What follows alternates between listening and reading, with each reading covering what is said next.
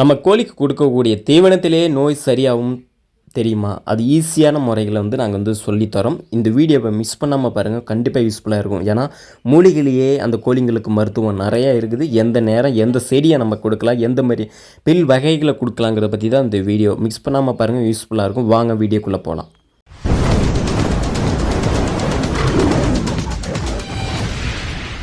First நம்ம பார்க்க போனோம்னா குப்பைமேனி. இந்த குப்பைமேனியை பொறுத்தளவு எல்லாருக்குமே தெரியும். இந்த குப்பைமேனியை எவ்வளோ கோழிங்களுக்கு இந்த வெள்ளைக்கழிச்சல் இதெல்லாம் சரி பண்ணுது. ஸோ இதை நம்ம கொடுக்கக்கூடிய ஒரு முறைகள் இருக்குது, சரிங்களா? இதை நான் எப்படி யூஸ் பண்ணி எங்கள் ஃபார்மில் நாங்கள் கொடுக்குறோன்னு பார்த்தீங்கன்னா, நாங்கள் ரெகுலராகவே இந்த கோழிக்கு நாங்கள் கொடுத்துட்ருக்கோம். ஸோ ரெகுலராக கொடுக்கும்போது பார்த்திங்கன்னா கோழிக்கு எந்த ஒரு நோயும் வர்றதில்லை. ஸோ வந்தால் கூட சரியாகிடுது.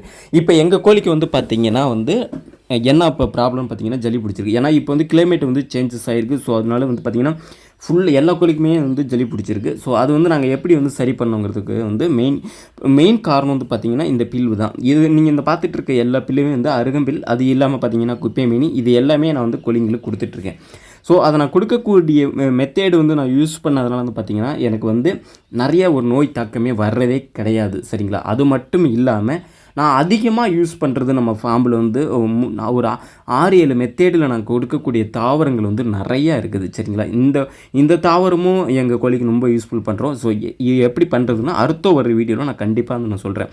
இது நெக்ஸ்ட்டு நான் அடுத்தது என்னன்னு பார்த்தீங்கன்னா, எல்லாருக்குமே தெரிஞ்ச ஒரு இலை தான் அது தூது இலை, சரிங்களா? அந்த தூது வலையில் உள்ள மருத்துவங்கள் பார்த்திங்கன்னா அவ்வளோ இருக்குது. ஸோ இந்த தூது இலையை இயற்கையாக விளையக்கூடியது, எந்த ஒரு ரசாயன உரங்கள் எதுவுமே கிடையாது. அதுவாக ஒரு இடத்துலேருந்து முளைச்சி நிறைய வந்துட்டுருக்கு. அதை நம்ம இலை பிக்க போனாலும் கூட அதுக்கு முள்ளாக இருக்குது, பார்த்திங்களா? பயங்கர ஒரு டேஞ்சரஸானது. பட் சட்டையெல்லாம் மாட்டிடுச்சுன்னா நம்ம எடுக்கும்போது பார்த்திங்கன்னா ரொம்பவே ஒரு கஷ்டமாக இருக்குது தூது இலை எடுக்கும்போது. ஸோ இந்த தூது இலை நாங்கள் ரெகுலராகவே நாங்கள் தண்ணியில் கொதிக்க வச்சு நாங்கள் கொடுத்துட்ருக்கோம். ஸோ அது இல்லாமல் பார்த்திங்கன்னா தீவனமாக கொண்டே கொடுக்குறோம். ஸோ நிறையா இல்லை, கொஞ்சம் கொஞ்சமாக தான் கொடுக்கணும். ஏன்னா இந்தமாரி ஆன்டிபயோட்டிக் செடியெலாம் பார்த்திங்கன்னா கொஞ்சம் கொஞ்சமாக தான் இருக்கணும். நம்ம கையில் தான் இருக்குதுன்னு சொல்லிட்டு நம்ம பாட்டில் அதிகமாக கொடுத்துட்டே இருந்தோம்னாலும் அது ஒர்க் அவுட் ஆகாது, சரிங்களா? எதுவுமே அளவாக கொடுக்க தெரிஞ்சுக்கணும். அதோட சீக்கிரட்டு தெரிஞ்சுக்கிட்டதுக்கு அப்புறம் தான் நம்ம கொடுக்கணும். ஸோ இன்றைக்கி எங்களுக்கு தேவை பார்த்திங்கன்னா ஒரு சின்ன செடி தான் தேவை. ஏன்னா இன்றைக்கி நான் தண்ணியில் கொதிக்க வச்சு தான் நான் கொடுக்கறதுனால பார்த்திங்கன்னா எனக்கு ஒரு சின்ன செடி போதும். ஸோ 10 லிட்டர் தண்ணியில் நாங்கள் மிக்ஸ் பண்ணி நாங்கள் கொடுத்துருவோம். ஸோ இன்றைக்கி அதை நான் கட் பண்ணி கொடுக்க போகிறேன், சரியா? அது மட்டும் இல்லாமல் இந்த குப்பைமேனி நான் ரெகுலராகவே நாங்கள் வச்சுட்ருக்கோம். ஸோ குப்பைமேனி இருக்கட்டும், அதில் பார்க்கக்கூடிய இந்த அருகம்பில் இருக்குது, பார்த்திங்களா? அருகம்பில்லாம் அவ்வளோ ஒரு மருத்துவம். ஏன்னா நம்ம கோழி மேய்ச்சல் முறையில் இருக்குது. ஸோ வெளியில் சுத்தமாக தவிர, ஆனால் அதுக்கு ஃபார்முக்குள்ளே எந்த ஒரு தீவனமும் கிடைக்கிறதே இல்லை. ஏன் அப்படின்னு கேட்டிங்கன்னா, நம்ம நிறைய கோழி வளர்த்துட்டு இருக்கும்போது நம்ம 1 ஏக்கரில் விட்டாலும் சரி, 2 ஏக்கரில் விட்டாலும் சரி, ஸோ பில்லுலாம் பார்க்கலாம், ஒரு 10 நாள் தான் பார்க்கலாம், இல்லை ஒரு 15 நாள் தான் பார்க்கலாம். அதுக்கப்புறமா அதுக்குள்ளே ஒன்றுமே இருக்காது. ஏன்னா அவங்க நல்லா காலப்பட்டு நோண்டி எல்லாத்தையும் எடுத்து முளைக்க விடாமல் பண்ணிடுவாங்க, சரிங்களா? நம்ம பசு தீவனம் எப்படி நம்ம கொடுக்கலாம்னா, வேறு இடத்துல நிறைய இடத்துலேருந்து இப்போ பில்லுகள் நிறையா கிடைக்கும், சரிங்களா? அதுவும் இந்த பாருங்கள் பச்சையர்னு எவ்வளோ தலை இருக்கும், பார்த்தீங்களா? இந்த பில்லை அழிக்கிறதுக்கு ஒரு நாளைக்கு எங்கள் சித்தப்பா பார்த்திங்கன்னா 12,000 செலவு பண்ணிகிட்டு இருக்காங்க. ஏன்னு கேட்டிங்கன்னா எல்லாம் கள்ளச்செடியில் அவ்வளோ ஒரு பில்லு வந்துக்கிட்டே இருக்குது. அது பாட்டிலும் ஏன்னா விவசாயம் முன்னேறாங்களோ இல்லையோ, பட் அந்த கல்லையில் அவ்வளோ ஒரு நஷ்டமும் போன டைம் எங்களுக்கு ஆனது. பட் எல்லாருக்குமே தெரியும் இது எப்படி விவசாயம் பொறுத்தளவு பார்த்திங்கன்னா எந்த டைம் எப்படி இருக்குமேனு நம்மளால சொல்ல முடியாது. இருந்தாலும் கூட நம்மளுக்கு இந்த சைடு வரப்புகளில் பார்த்திங்கன்னா அவ்வளோ ஒரு பில்லுகள் நமக்கு நிறைய வந்துக்கிட்டே இருக்கும். ஸோ இந்த பில்லை தான் நாங்கள் ஒரு 3 மெத்தடாக நாங்கள் யூஸ் பண்ணுறோம். எப்படின்னு கேட்டிங்கன்னா, அடர் தீவனமும் கொடுக்குறோம், அதை நல்லா காய வச்சு நல்லா பொடியாக நாங்கள் கொடுக்குறோம். ஸோ ஒவ்வொரு நேரத்துக்கும் ஒவ்வொரு மெத்தடான தீவனங்கள் நம்ம யூஸ் பண்ணலாம், சரியா? அது மட்டும் இல்லாமல் நமக்கு பார்த்திங்கன்னா அதிகமான ஆன்டிபயோட்டிக் இதில் இந்த பில்லு வகையிலே இருக்கும். ஸோ இதெல்லாம் நம்ம ரெகுலராக நம்ம கோழி கொடுத்துட்டு இருக்கும்போது பார்த்தோம்னா ஒரு நோய் கூட வர்றதே கிடையாது. ஸோ வந்தால் கூட சரியாயிடும். சரி, நீ எப்படி இப்போ நீங்கள் நல்லா தானே வளர்த்துட்டீங்க, எப்படி கோழிக்கு இப்போ ஜலி பிடிச்சிருக்குன்னு நம்ம கேட்டிங்கன்னா, கிளைமேட்டிக் சேஞ்சஸ், சரிங்களா? அது இல்லாமல் நம்ம மேய்ச்சல் முறையில் வெளியில் திறந்து விடும் போது அதோட ஈரப்பதங்கள் இருக்குது, பார்த்தீங்களா? அது வழியாக அதுக்கு சளி பிடிச்சிருக்கு. ஸோ பெரிய இன்ஃபெக்ஷனாக ஒன்றும் வரல, சும்மா சாதாரணதை. இப்போ அந்த முறையில் பார்த்திங்கன்னா நான் இப்போ அந்த டைம் நம்ம பசு தீவனம் நம்ம கொடுத்தாலும் கூட ஜலி பிடிக்கும். ஏன்னா ரொம்ப கூலிங்காக இருக்கும் எல்லாமே பார்க்க, சரிங்களா? அதனால் ஸோ இருந்தாலும் கூட நாங்கள் ரெகுலராக டெய்லியுமே பார்த்திங்கன்னா ஒரு 2-3 கட்டு பில்லு கார்த்து கொண்டு வச்சுருவோம். எல்லா கோழியுமே அது கொத்தி சாப்பிடும். அந்த கோழிக்கு ஒரேடியாக நம்ம கொடுக்கணுங்கிறது தேவையே நமக்கு கிடையாது. கிடையாது சரிங்களா. சும்மா அப்படி கொஞ்சம் கொஞ்சம் வச்சா கூட போதும், அதுங்க நல்லா சாப்பிட்டுட்டு நல்லா ஹெல்த்தாகவே இருக்கும். இப்போ உங்களுக்கே தெரியும் இந்த பில்லுலாம் பார்த்தீங்கன்னா எவ்வளோ பசுமையாக இருக்குது பார்த்தீங்களா. அதுவும் இந்த மழை தூர்னதுனால அந்த மேலே தண்ணிலாம் இருக்குது, பார்க்குறதுக்கே எவ்வளோ அழகாக இருக்குது. ஸோ இதை பிடுங்கக்கூடாதுன்னு பார்க்க ஃபோட்டோவில் பார்க்கும்போது நல்லாயிருக்கும், பட் இதுக்கு நமக்கு எவ்வளோ செலவு பண்ணுறோன்னு நமக்கு தான் தெரியும் சரிங்களா. இதிலே வந்து இயற்கை மருத்துவங்கள் நிறையா இருக்குது. ஸோ இதெல்லாம் யூஸ் பண்ணி பார்க்கும்போது நமக்கு ஃபார்ம் வைக்கும்போது பார்த்தோம்னா கண்டிப்பாக சக்ஸஸ் வரும். அது மட்டும் இல்லாமல் இந்த கோழி வளர்ப்புலேருந்து முக்கியமானது என்ன தெரியுங்களா, ஃபஸ்ட்டு நோயை வந்து நம்ம படிச்சிடலாம். ஸோ நோயை கூட இப்போ வந்து மெடிசன் எல்லாமே இருக்குது, அது எல்லாமே சரி பண்ணி வந்துடலாம். சரி, ஒரு 500 கோழிகள் நாங்கள் வளர்த்துட்டோம். ஸோ 3 மாதம் ஆயிட்டு.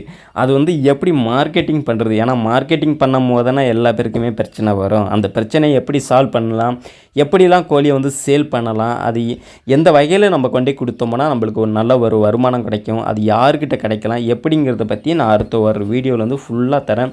ஏன்னா நிறைய பேர் கஷ்டப்பட்டுட்ருக்காங்க அது எப்படி சேல்ஸ் பண்ணுறதுன்னு தெரியாமல். சரி, நம்ம இந்த சேல்ஸ் எல்லாம் பற்றி நான் அடுத்த வீடியோவில் வந்து நான் ஃபுல்லாக தரேன் சரிங்களா. எந்த பண்ணைக்காரங்களாக இருந்தாலும் சரி, இல்லை ஒரு சின்னதாக கோழி வளர்த்து நம்ம விற்கிறதா இருந்தாலும் சரி, அது எந்த இடத்துல எப்படி கொண்டு கொடுக்கும்போது நம்மளுக்கு ஒரு நல்லா அதுக்குள்ளே பொருளுக்கு உள்ள ஒரு பெனிஃபிட் கிடைக்கும், ஒரு காசு கிடைக்குங்கிறத நான் வந்து அடுத்த ஒரு வீடியோவில் வந்து நான் அதிகமாக சொல்ல போகிறேன். ஏன்னா நிறையா பண்ணைக்காரங்க எங்களுக்கு ஃபோன் பண்ணி இது மாதிரி விற்க முடியலங்கும்போது ரொம்ப வருத்தமாக இருக்குது. ஏன்னு கேட்டிங்கன்னா அதிகமாக செலவு பண்ணியிருக்காங்க, நியாயமான ஒரு ரேட்டே கிடைக்கலங்கும் போது ரொம்ப வருத்தமாக இருக்குது. ஸோ அது அடுத்த வாட்டி என்னங்கிறத பற்றி நாங்கள் ஃபுல்லாக வீடியோவை நாங்கள் வந்து சொல்லித்தரோம்.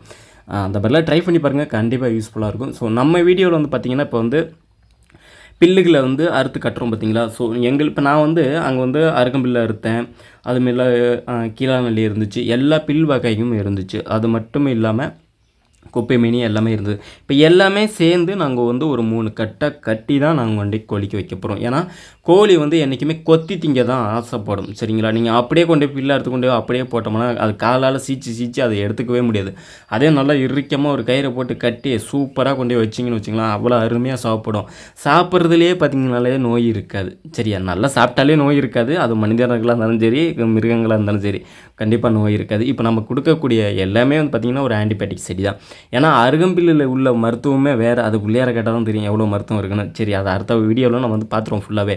ஆனால் நம்ம கொடுக்கக்கூடிய தீவனத்துலேருந்து இப்போ நம்ம கொடுக்கக்கூடிய தீவனம் வந்து பார்த்திங்கன்னா எல்லா வகையான பில்லுகளும் அதில் கலந்து இருக்குது. குப்பை மீனிங் இருக்குது, கீழாநெல்லி இருக்குது. ஸோ ஒரே ஒரு விஷயம், கீழாநெல்லி வந்து அதிகமாக யூஸ் பண்ணக்கூடாது. இந்த மழை டயத்தில் மட்டும் கீழாநெல்லி அதிகமாக யூஸ் பண்ணோம்னா அது ஒரு குளிர்ச்சியான ஒரு செடிங்கிறதுனால ஜடி பிடிப்பு வந்து அதிகமாக யூஸ் பண்ணும்.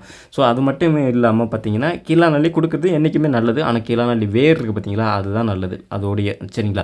நான் ஏன் அது வந்து கட்டி வைக்கிறேன்னா, ஏன்னா கோழி பூரா எல்லாமே வந்து அந்த இலையை தான் கொத்திட்டீங்க, ஆனால் வேறு கொத்தி திங்காதீங்களா. அந்த வேரை திரும்ப நம்ம எடுத்து காய வச்சு நல்லா காஞ்சதுக்கப்புறம் அது பொடியாக்கி நம்ம திரும்ப ரொட்டேஷனாக அந்த கோழிக்கு விடணும். அது வந்து வேஸ்ட் பண்ணிடக்கூடாது சரிங்களா.